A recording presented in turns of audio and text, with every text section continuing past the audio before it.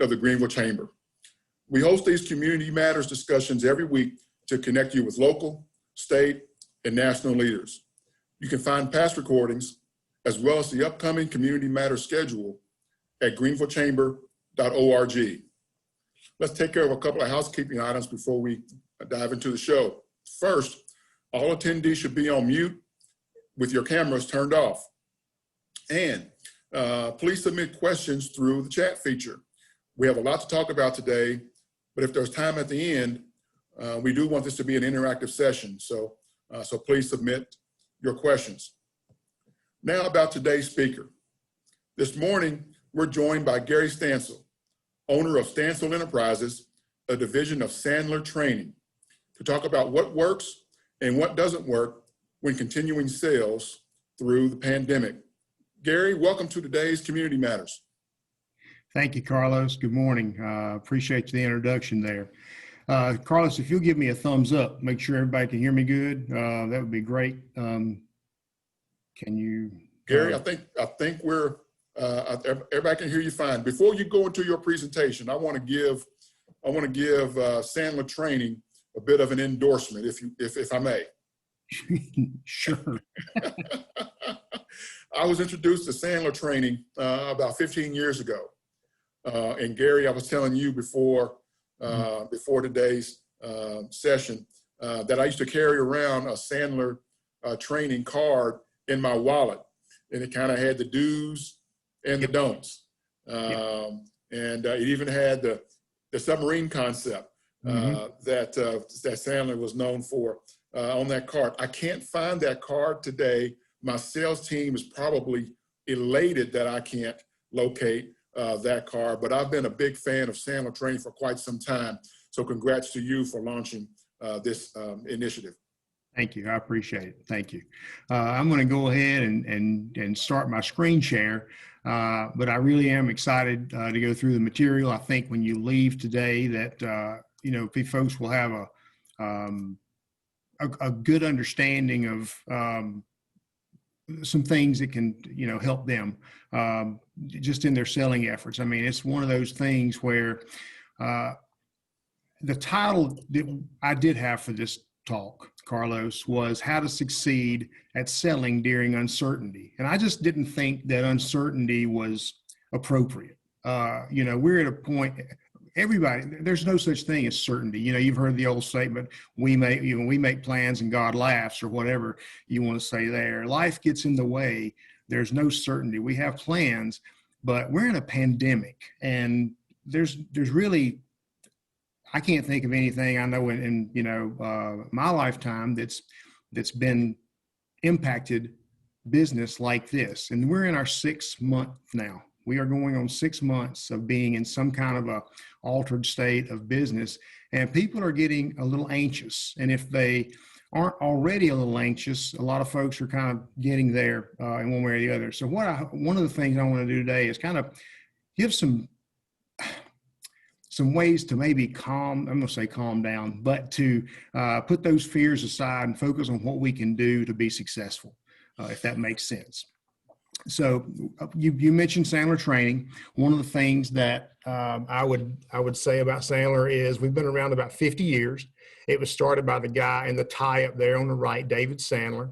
Now Sandler Global is ran by a guy named Dave Matson, and we train about 30,000 salespeople per year. 50% of those, 50% more people hit quota if they use Sandler.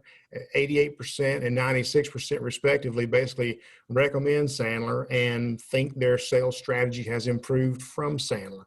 So we've been around a long time, basically as long as I've been alive, which feels like a long time sometimes. So, and still going strong. Now, as far as what we're going to do today, we're going to provide a lot of awareness and knowledge in the next 40 minutes or so. You can see the book that's on the screen there. You Can't Teach a Kid to Ride a Bike at a Seminar. That's a best-selling book by David Sandler.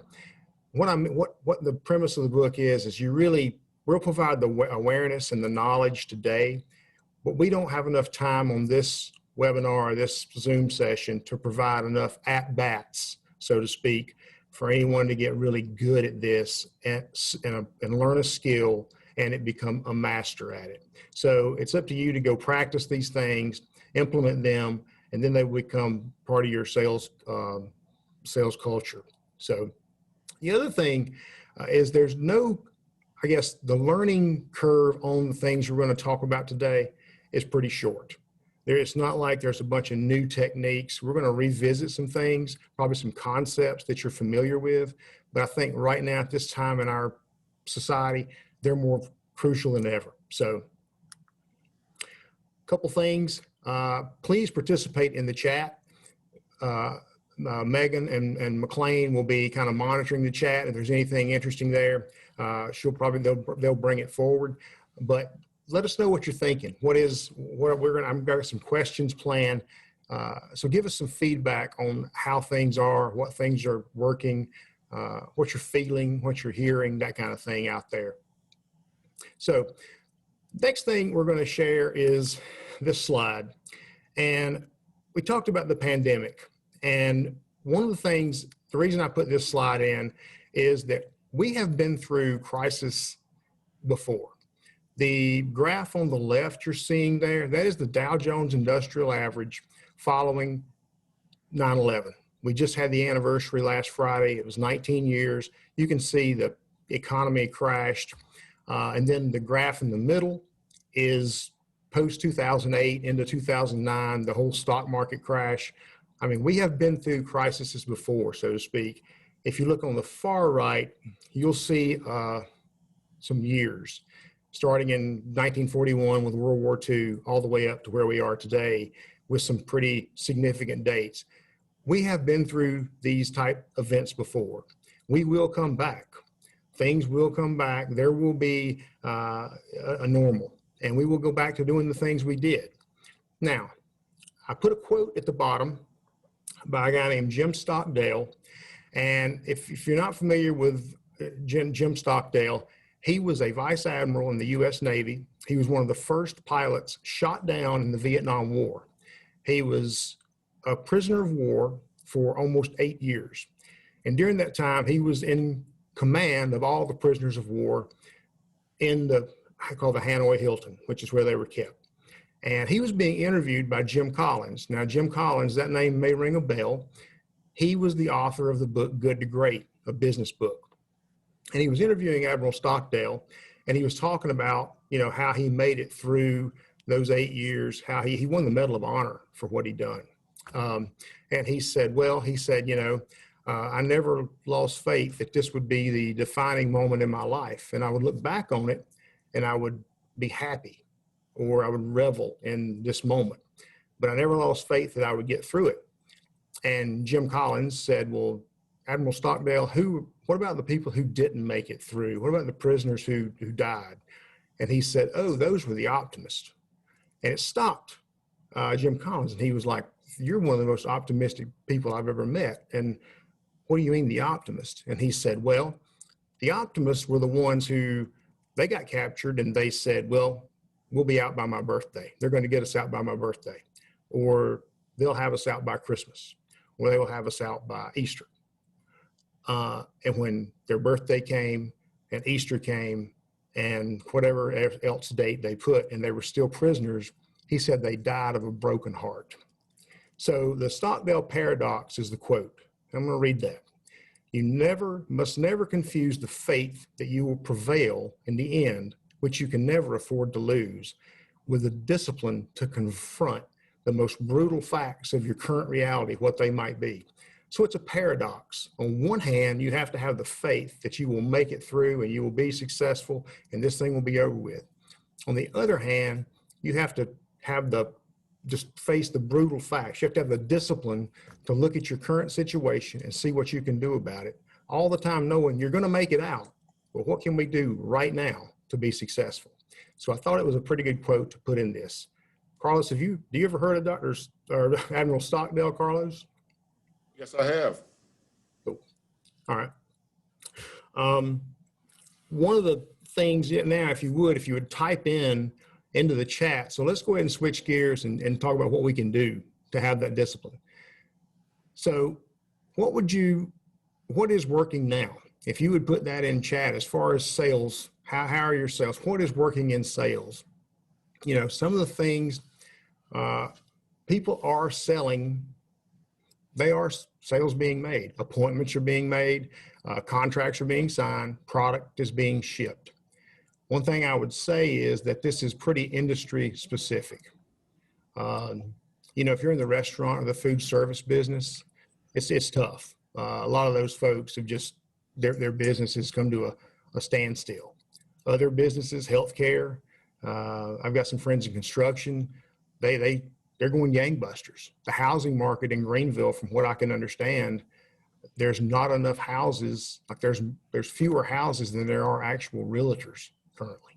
So if you would share, you know, kind of some things that are working in the chat so we can look at those.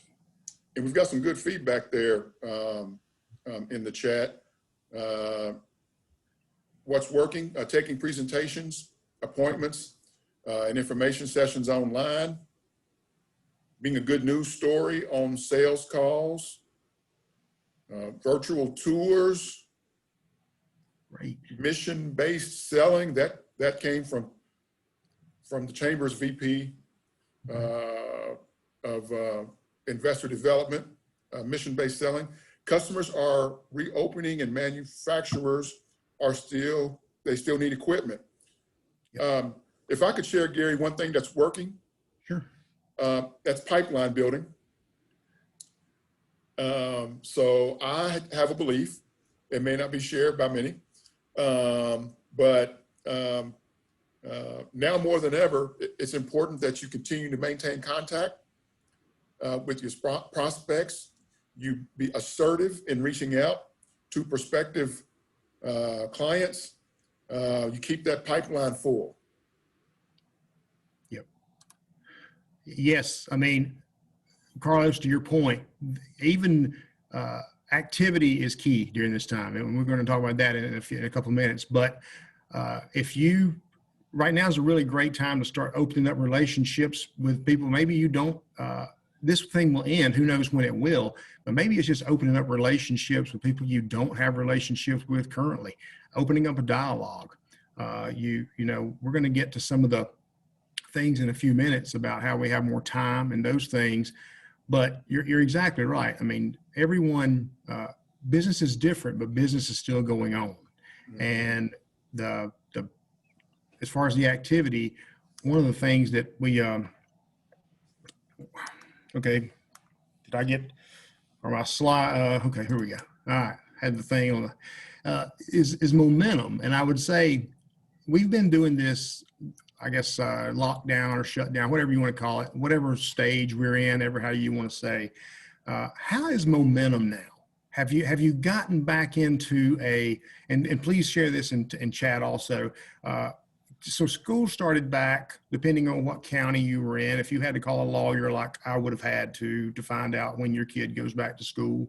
But school is back for the most part now, whether it's 1 day a week, 5 days a week or whatever. Are you getting into a rhythm, or is your momentum building, or has it been building, or do you feel like there's a new sense of, okay, this is my job. I've got my home office set up. I know what my tasks are basically for sales. I'm not used to being remote, those things. How about you, Carlos? You feeling that you're getting into a rhythm, so to speak? I mean,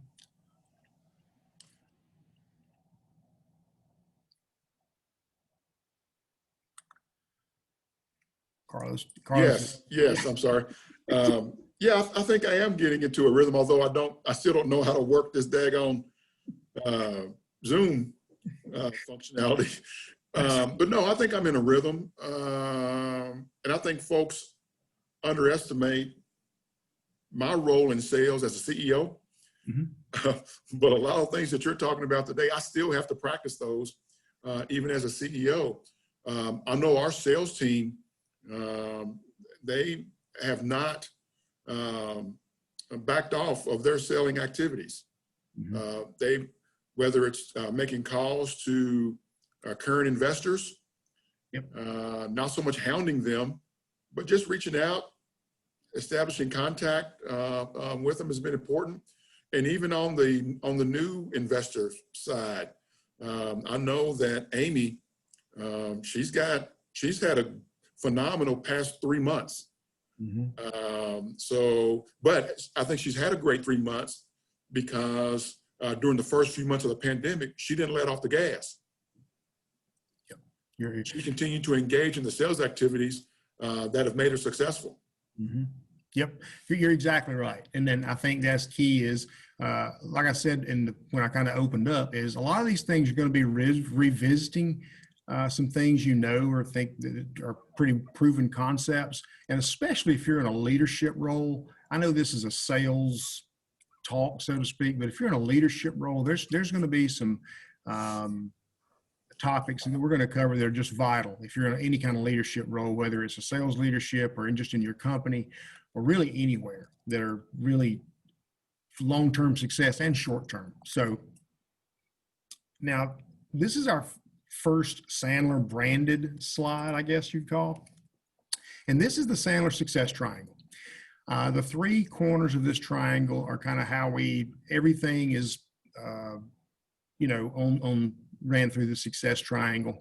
And right now, at the time we are in our professional life, personal life, everything, I don't think anything could be really more important than that top corner, the attitude. Your attitude really determines if your behavior, which is the one of the other corners, and your behavior will affect your technique. It will impact your technique. So your attitude, though, currently, how you look at your situation. I heard the other day that in selling, there's really two ways to look at sales right now. If you look at it statistically, you would say, well, sales are down, the economy's slow, and that's just the way it is. And if you look at it like a calculus problem, you'd say, okay, things are being sold. This is how much is being sold.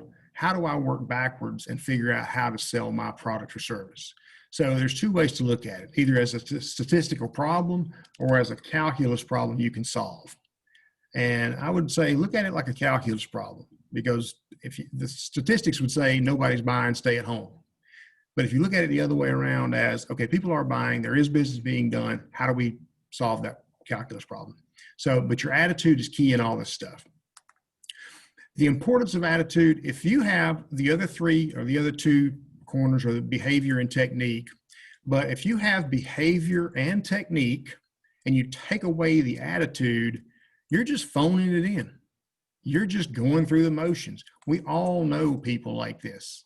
They already have their minds made up before anything happens. This is what's going to happen. They make the call, or they go and they're phoning it in. And that comes through in everything you do. So your attitude really sets the pace or the benchmark for how you're going to perform in sales and really anything else.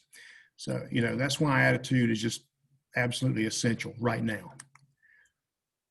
The behavior, that's the bottom right corner of the triangle. If you have attitude plus technique, but you take away the behavior, you're working frantically and sporadically. You don't have, you're not consistently doing, like you were talking about, Carlos, that Amy she was doing the behaviors, basically, that now she's reaping the rewards. She continued to do the behaviors that she knew she needed to do. If you take away the behavior and you have attitude and technique, well, you're not going to see your sales continue to go because you have to have the behavior. Attitude and behavior right now are crucial because you can work yourself out of a funk. There's lots of folks, myself included, who feel like I don't go to the gym. I don't need to go to the gym, or I don't want to go to the gym. After I go to the gym, I typically always feel better. So you can work yourself out of a funk, the same in sales. Have a good attitude, start doing the behaviors. Your technique will improve.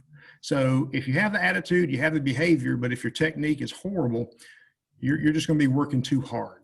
And technique is basically things that, it's the skills that you use in your sales to get the job done. Now, there are new techniques. I don't think technique is as vital this second as maybe it is some other times. I think your attitude and behavior are really the building blocks right now. But there are techniques that you need to work on because we have shifted gears. I mean, we're doing Zoom calls now. So, one of the things we talk about in our training center is how to have that conversation about why it's important to have a Zoom conversation instead of just a phone conversation, because everyone's they're used to having just a phone call, maybe as an initial meeting. Well, maybe it would be really helpful if we had this on a Zoom. So that's like a technique. How we're going to get into technique a little bit later, but how do you do some lighting and other things to help your sales and help your presentation? Any comments, Carlos, on this? No, I think attitude is certainly very important, and when married with technique, I think you've got a winner. Some people come to the table with either or, one or the other. But if you've got both, that's great. But nothing can take the place of a good, positive attitude. Yeah. And the prospect sees that. Exactly. They feel that. Yeah. And I guess if you wouldn't mind sharing, share another in chat. What is one thing you're struggling with right now in your sales? So if you would share that, and we'll talk about that in a second, but I'll go ahead and tell you what the biggest thing I hear out there is nobody's buying. Sales are not happening. I just was on I think I saw on the GSA Business Report or one of those, maybe Upstate Business Journal, where the GSP airport is at 27% of what it was last year at the same time. And through the year, Carlos, it's going to be at 50% capacity what it was last year. Mm-hmm. So that's a huge, that's 50%, less traffic in the airport. And we're the one thing I was thinking about this morning as I was kind of getting ready for this or thinking about it is Greenville is an international city. So, we have one situation going on in our town or our area, the upstate, and you might be dealing with someone who is in a totally different situation as far as the pandemic. So, you just never know as far as that goes. But that's pretty much the thing. Is there anything in chat that anyone has that, things they're struggling with currently? I think a lot of folks in chat are just, they seem to be communicating that they're playing the waiting game, if you will. Prospects their objection is, I can't right now. Maybe when things improve, when the climate's a little better, when all those sorts of things, which are typical mm-hmm. objections. Yep. That are expressed by clients. I found clients are buying what they think they need. You're exactly. So how can you position your product or your service as something that is needed mm-hmm. by your prospect? You hit the nail on the head there. And as far as the objections, those are pretty similar to the objections that you probably hear any other time. And you would really think, what I would say is you and your manager may want to sit down, or you come up with your 5 or 10 most common objections. Typically everyone only has 5 or so, and get a response for those objections. And, because those objections will probably be the same objections that you hear no matter what happens. 6 months from now, maybe 6 years from now, you may hear those. But if there's a need there and a want, clients will find the way most of the time to come up with the money. I know that's been the case as far as I've been able to tell.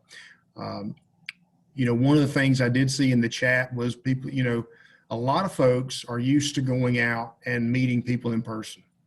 They're used to networking events in person. They're used to maybe door-to-door cold calls. Or it wasn't probably as many as when I first started in sales, but it's still one of those things. And Carlos, it's just you in the chamber, if anybody would know, like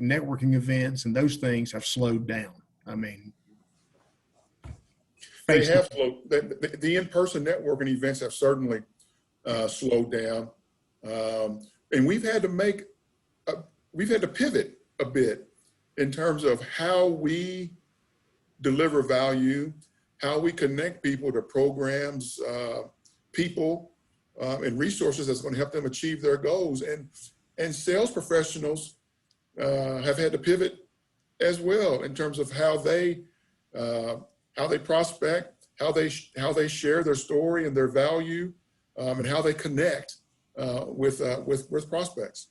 Yeah, and that's really key. Is there you have to be flexible during these times. Really, any time, but right now, it's just vital that you're able to make a change. Just think about it like this: everybody had a forecast probably in March, and everybody's deck of cards got threw up in the air, and now everybody's got a brand new hand. So you have to adjust what you're doing based on the cards you've been dealt. I mean, it's Hey, Gary, the famous philosopher Mike Tyson once said that everyone has a plan until they get punched in the mouth. mouth. That's exactly right. And this pandemic punched everyone in the mouth. Yep. So how do you adjust? You have to adjust, pivot, whatever it is. And, that those things like we talked about, your attitude, behavior, and technique will follow. But the attitude really is, key to these things. So, all right. This is kind of an interesting slide here about your attitude. How do you feel about your personal presence? As far as and then how do you feel about prospecting, your pipeline, your performance? Personal presence. Are you happy with yourself? Because if you're not happy with yourself, you're just not going to perform well at work, especially with all the things going on. If how's your prospecting? How's your pipeline? I know, Carlos, you mentioned prospecting and Amy, and keeping that pipeline full. Maybe it's you're not looking for newer customers now as much as you are looking to keep the customers you have, because there's probably someone in a competing company trying to take your business away currently. So maybe it's time to spend more time with your current customers. And we're going to talk about that just in a few minutes also. How's your performance? Is the profit still there? Are you still making the money that you did? Is the potential there to make the money? And if it's not, how do you find that out? How do you uncover that? So this is a really interesting, I call it the kind of the attitude, the belief wheel.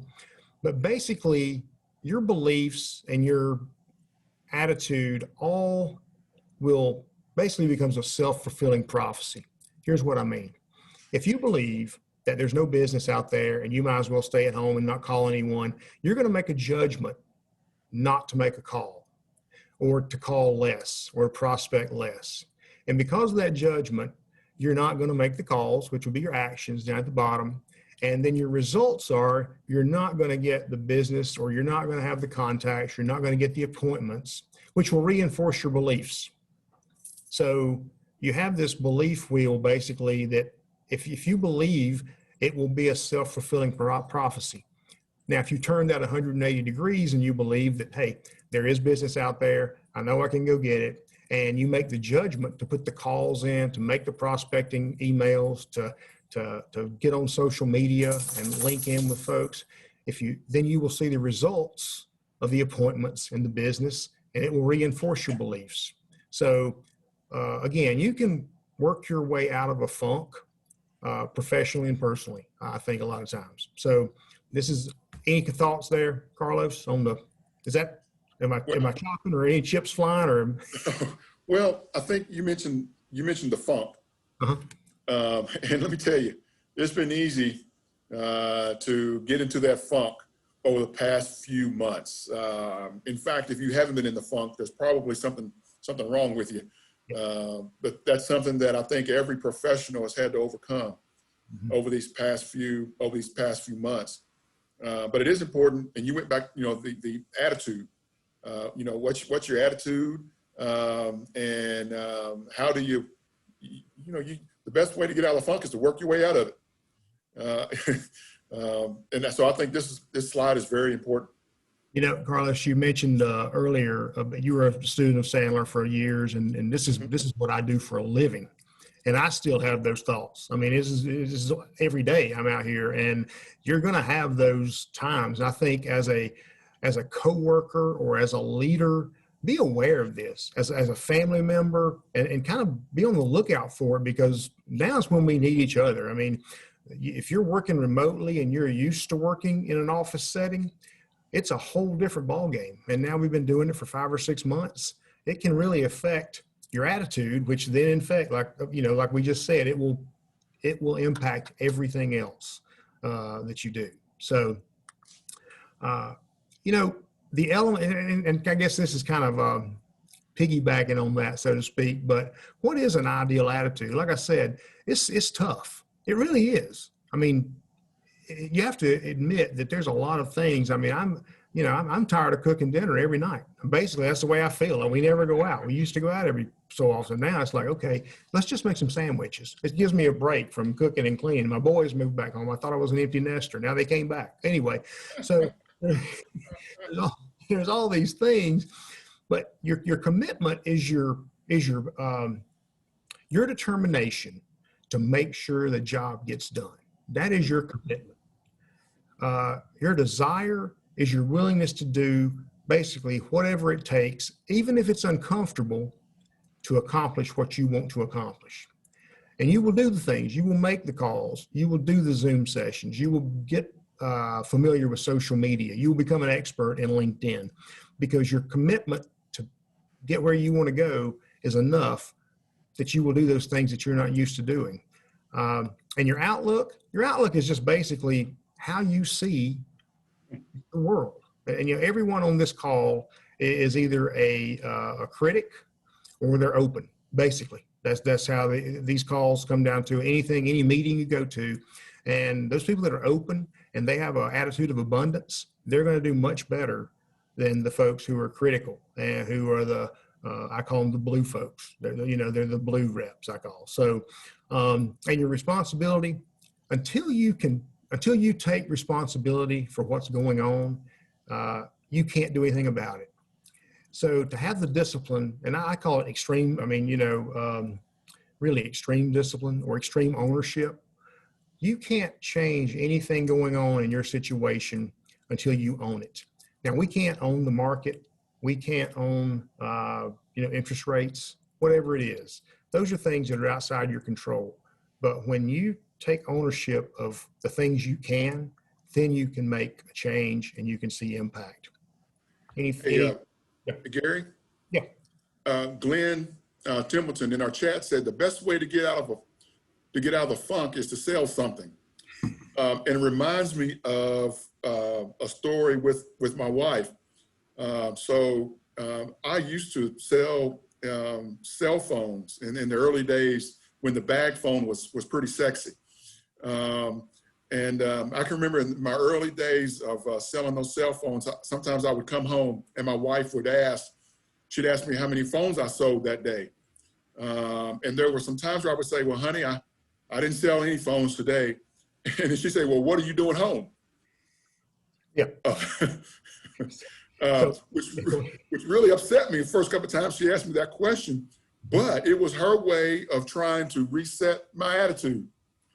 And really try to help me get back to these 4 bullets that you talk about: the commitment, the desire, the outlook, and to take responsibility for my own results and my own productivity. She had a tough way of communicating it, but I tell you what, it certainly helped.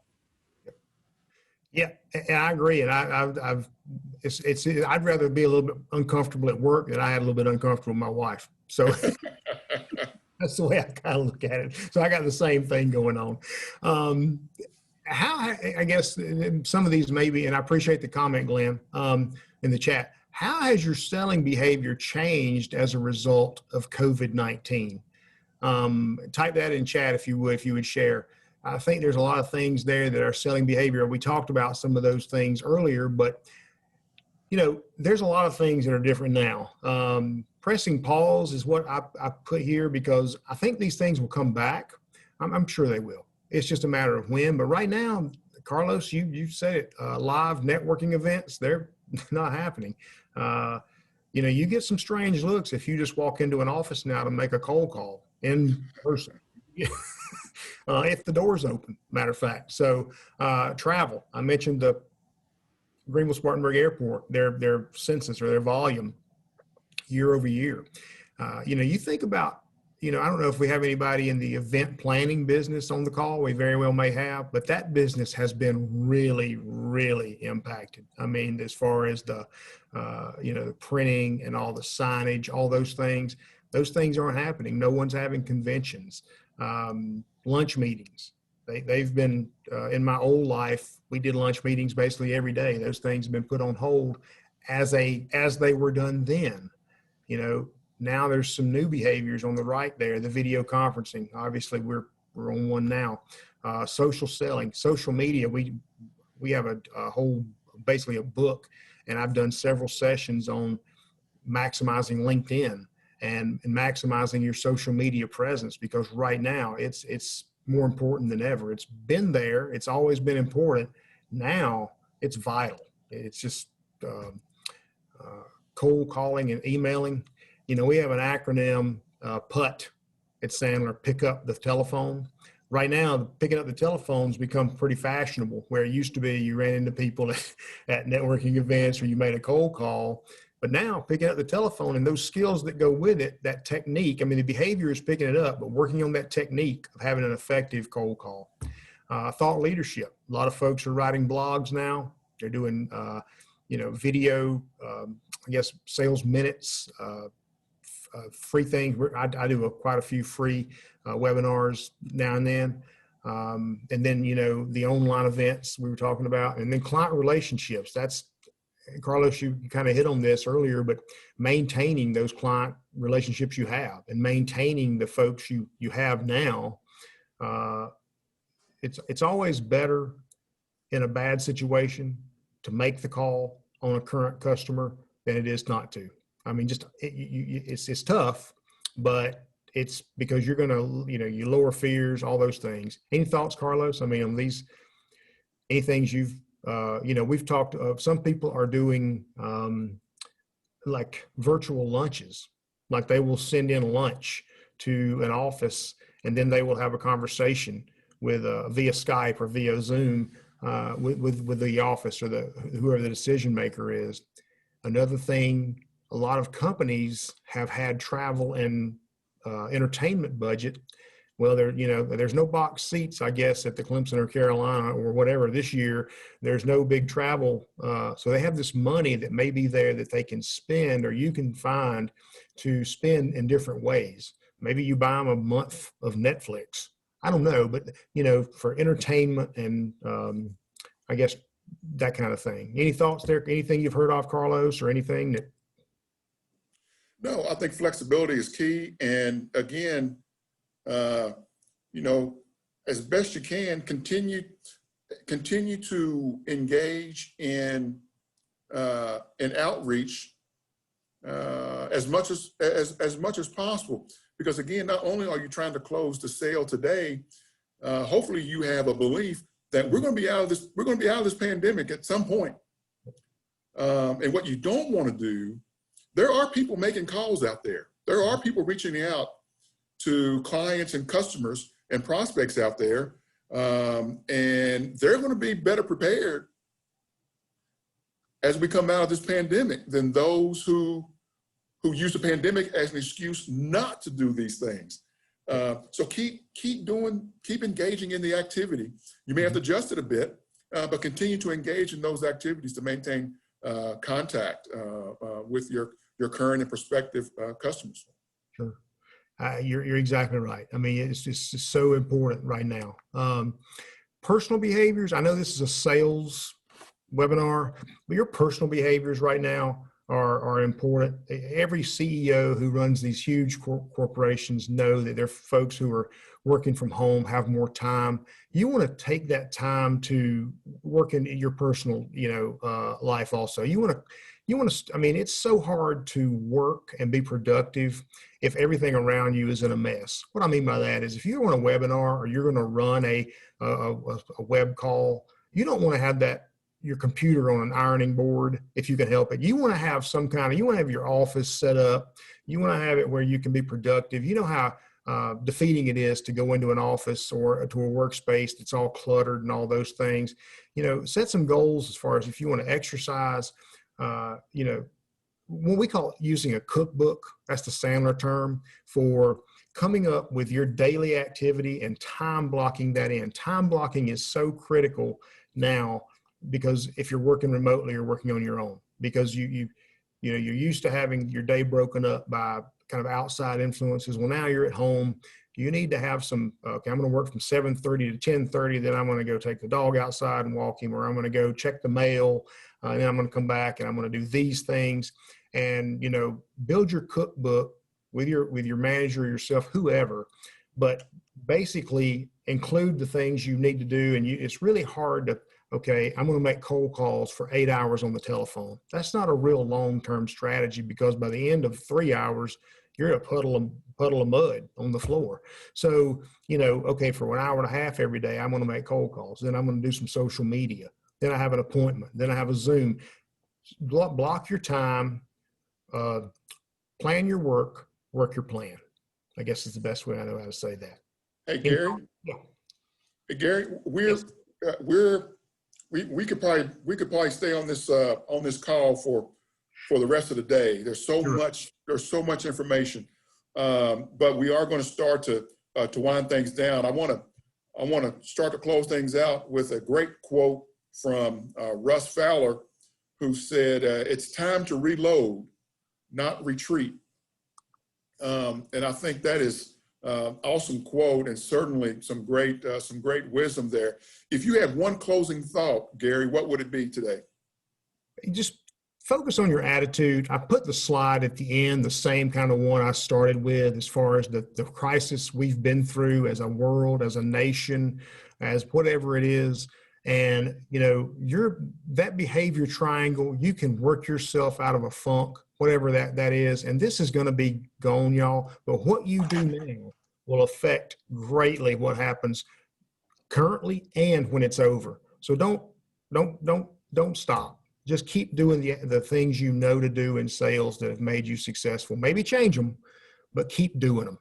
I appreciate the time. If y'all have any questions, please contact me. Thank you, Carlos. I appreciate it. Well, Gary, thank you for being here today. You took me back to my roots, those days when I was carrying the bag. So this was certainly energizing for me, and I hope it was energizing and informative for our participants today. I want to thank you for joining us, and for all of our attendees who joined us today, thank you as well. You could have done so many other things with your time, and we certainly appreciate you spending it with the Greenville Chamber and with on the Community Matters program. This recording will be shared on Greenville Chamber's website and sent to attendees along with a survey. Please complete the survey. It does inform our programming, so it's very important, so please complete that survey. Please join us next Tuesday at 10 as we speak with Dave Edwards about the future of transportation and travel in the upstate. Gary mentioned earlier that the GSP traffic and activity is starting to ramp up a little bit, and Dave will give us a good update on that. We take time at the end of every call to remind everyone to please do your part in helping to stop the spread of the coronavirus. Continue to mask, wash, and distance. Doing those three things will help make our community healthier and help lead to a more robust economic recovery. Let's do our part to take care of our neighbors. So everyone, please stay positive, test negative, and have a great week. Thanks. Thanks, Carlos. Thank y'all.